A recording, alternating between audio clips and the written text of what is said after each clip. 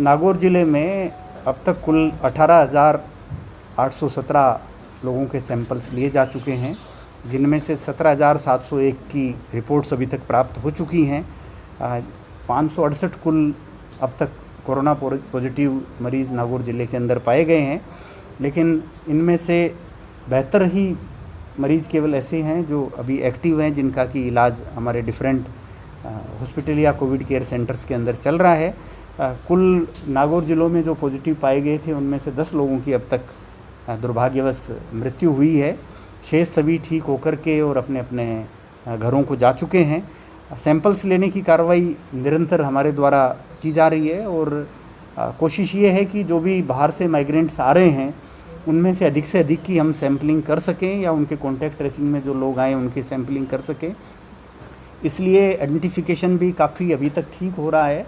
और सैंपल्स ठीक लेने के कारण से जो भी बाहर से आ रहे लोग हैं उनकी सैंपलिंग के बाद पॉजिटिव आने की भी संख्या निरंतर नागौर ज़िले के अंदर जारी है। हालांकि इससे कोई हमें घबराने की या इसकी चिंता करने की आवश्यकता नहीं है। सबसे अच्छी बात यह है कि आइडेंटिफिकेशन टाइमली हो जाए, सैंपलिंग उनकी टाइम से हो जाए और अगर कोई पॉजिटिव पाया जाता है तो फिर उसका टाइमली ट्रीटमेंट हो जाए, ताकि लेट आने के कारण से कोई कैजुअल्टी तक नहीं पहुँचे। यही सबसे बड़ी बात है।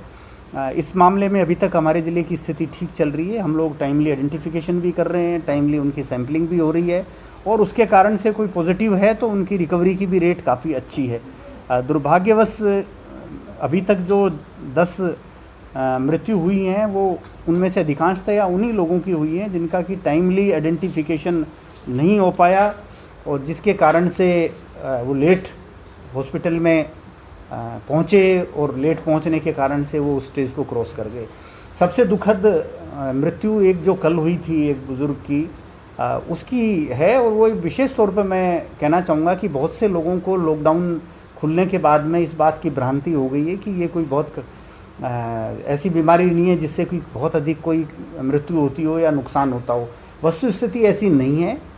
बहुत ये बीमारी कोरोना वायरस वास्तव में आप सब जानते हैं कि भी ये एक उसी तरह से एक वायरस है और वायरल बीमारी है जैसी कि दूसरी बीमारी होती हैं। लेकिन ये अगर किसी व्यक्ति को हो जाता है और उसके अगर ऑलरेडी पहले से कोई प्रॉब्लम है या उसकी स्थिति इस प्रकार की है कि वो टेंशन झेलने की स्थिति में व्यक्ति नहीं रहता है, तो उसके लिए ये बहुत कष्टदायक है और अल्टीमेटली उसकी मृत्यु का भी कारण बन सकती है। जो मैं उदाहरण कल का देना चाह रहा हूँ, कल एक जो डेथ हुई थी वो वास्तव में एक व्यक्ति जवान था जो अपने परिवार का बॉम्बे से आया। होम क्वारंटाइन उसको किया गया था। दुर्भाग्यवश उसने होम क्वारंटाइन के नियमों का सही से पालन नहीं किया, जिसके कारण से वो अपने परिवार में मिक्सअप हो गया।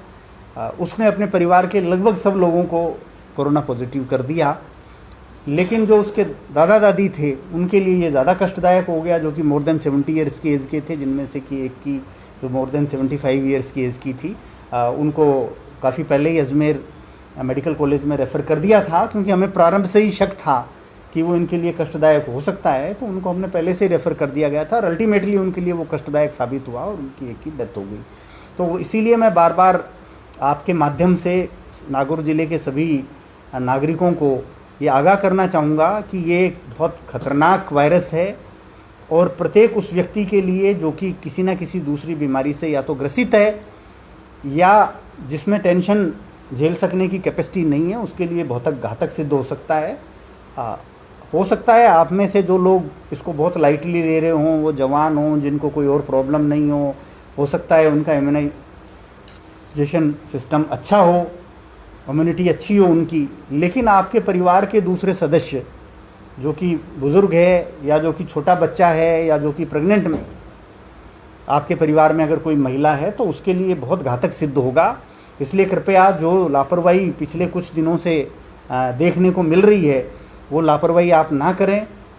इसके लिए हम लोगों ने वापस विशेष अभियान कल से शुरू किया है और इसके तहत बहुत से लोगों के चालान भी बनाए हैं। बहुत से कुछ स्थानों पे हमने इस प्रकार से जो दुकानदार लापरवाही कर रहे थे उनके चालान बनाने के साथ साथ उनकी दुकान को भी कुछ समय के लिए बंद करने के निर्देश प्रदान किए हैं और अब इसको और सख्ती से हम लोग कार्रवाई करेंगे। अभी तक हमारा जो कार्य है वो समझाइश का अब तक चल रहा है, किसी तरह से लोग समझें, आपके माध्यम से समझें, हमारे माध्यम से समझें लेकिन अगर अब नहीं समझेंगे तो वापस हमें सख्ती करनी पड़ेगी। और कोई बहुत सावधानियां बहुत छोटी सी हैं, कोई बहुत कठिनाई का कार्य नहीं है। आप 1.5 से 2 मीटर की दूरी रखें, मास्क का उपयोग सार्वजनिक स्थल पर जाएं तो करें, और साथ ही साथ जब भी अगर आप किसी ऐसी चीज़ की टच में आएँ तो अपने हाथ धो लें, या आप हाथ धोने की स्थिति में नहीं है तो सैनिटाइज़र का उपयोग कर लें। पर जहाँ तक संभव हो अधिक से अधिक हाथ धोएं, और वही सर्वश्रेष्ठ मार्ग है। तो अगर हम ये सब लोग फॉलो करते रहेंगे तो हम इस कोरोना वायरस को बहुत बड़े पैमाने पर, जिसको कहा जाता है कि कम्युनिटी स्प्रेड होने से रोक पाएंगे। आप सबके सहयोग से, आम जनता के सहयोग से अब तक हम कम्युनिटी स्प्रेड होने से इसको रोक पाए हैं। लेकिन अगर जिस प्रकार से अब पब्लिक का बिहेवियर धीरे धीरे आ रहा है, अगर इसी प्रकार का बिहेवियर हो रहा तो वो हमारे लिए बहुत मुश्किल होगा, आप सबके लिए, जनता के लिए बहुत मुश्किल समय आ जाएगा। इसलिए उससे बचने के लिए ज़रूरी है कि हम लोग जो डायरेक्शंस हैं, दिशा निर्देश इसके संबंध में समय समय पर जारी हैं, और सामान्य स्वास्थ्य के लिए भी जो हमेशा ज़रूरी हैं, समय समय पर हाथ धोना, मास्क का उपयोग सार्वजनिक स्थल पर करना और थोड़ा डिस्टेंसिंग बना के चलना, उनका उपयोग करें। इसके लिए मैं एक चीज़ और आप सबके ध्यान में लाना चाहूँगा कि 21 जून से और 30 जून तक एक विशेष अभियान भी राज्य सरकार द्वारा पूरे राज्य के अंदर चलाया जा रहा है, लोगों को अधिक से अधिक जागरूक करने के लिए, और उनको किस प्रकार से मोटिवेट करें कि वो इन तीनों चीज़ों का पालन करते हुए और कोरोना के प्रकोप से पूरे प्रांत को बचा के रखें। इसके लिए विशेष अभियान चलाया जा रहा है, जिसका कि विशेष रूप से सारे हमारे ब्लॉक हेडक्वार्टर्स के ऊपर, सभी ग्राम पंचायत हेडक्वार्टर्स पर और जिला स्तर पे भी एक सोशल डिस्टेंसिंग के साथ में प्रोग्राम आयोजित करके इसके विधिवत लॉन्चिंग की जाएगी।